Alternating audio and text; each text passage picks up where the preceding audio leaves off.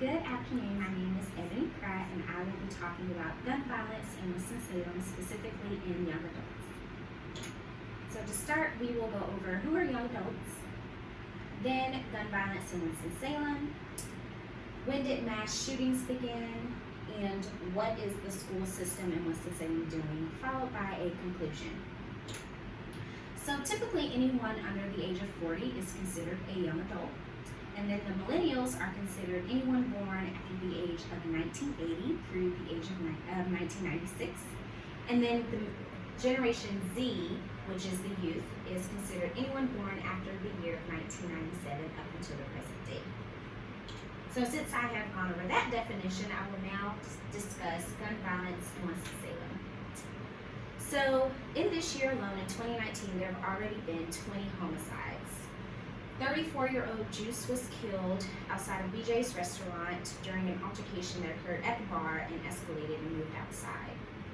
17-year-old Jamil Robertson was shot and killed while walking outside, and it was the same gun that was used less than a mile away about 15 minutes earlier.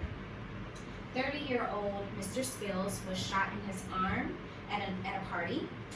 And then Khadijah was shot in her arm as well at her apartment, and she was actually in the car with her 4 children outside of her apartment when she was shot.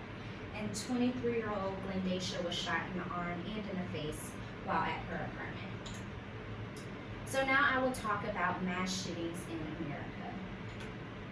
According to the Congressional Research Report, a mass shooting is or are incidents occurring in relatively public places involving 4 or more deaths, not including the shooter or the gunman, who select random victims, usually indiscriminately. So the first tracked mass shooting we see is in 1983, but the very first one that I personally remember was the Columbine shooting in 1999. There have been other significant mass shootings in America, but in 2019 alone, there have already been over 10 mass shootings. During an interview in Winston-Salem with Mr. Algernon Cash, he mentioned that the effects of violence in youth is at an alarmingly high rate right now, and 48 children and teens are shot per day in America. Young people used to fear going to bars and to nightclubs, but now they fear going into libraries and into their classrooms. Over 100,000 deaths occur each year in America, and 84 of those deaths are from gun violence. So now we'll transition into talking about the Winston-Salem Forsyth County school system and what they're doing. So in this school year alone, since August started, a 15-year-old student brought a gun in his book bag as protection in case a school shooting actually happened, which it did not. Then an 18-year-old brought a stolen gun in his front pocket, and it turns out that he was actually in a gang. And then another student at North Forsyth brought a gun in his book bag. These all occurred within the same week. Then also within the first 5 weeks of this school year, students were bringing toy guns in their book bags on the school bus, and they were all in elementary school. And last school year in April, a teacher actually stored a gun in her desk that she confiscated from a student, and then she gave it back to him at the end of the day. So she was under investigation.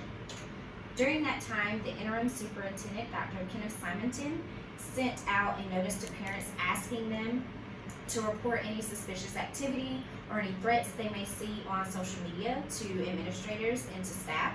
He also asked students to let the teachers know if they noticed anything.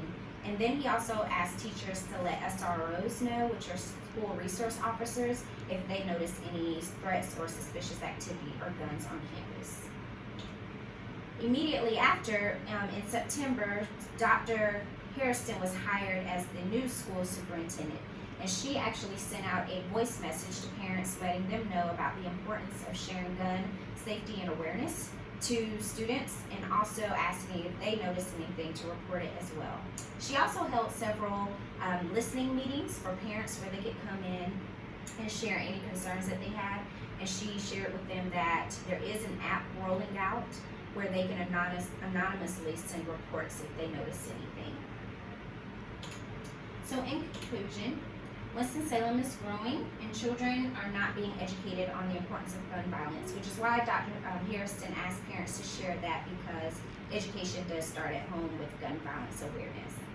Also, children are looking for groups to fit in with, and we noticed that with the student that brought the gun to school in his front pocket that was stolen because he's in a gang. So these are some facts that I have shared with you all, and if there are no questions, thank you.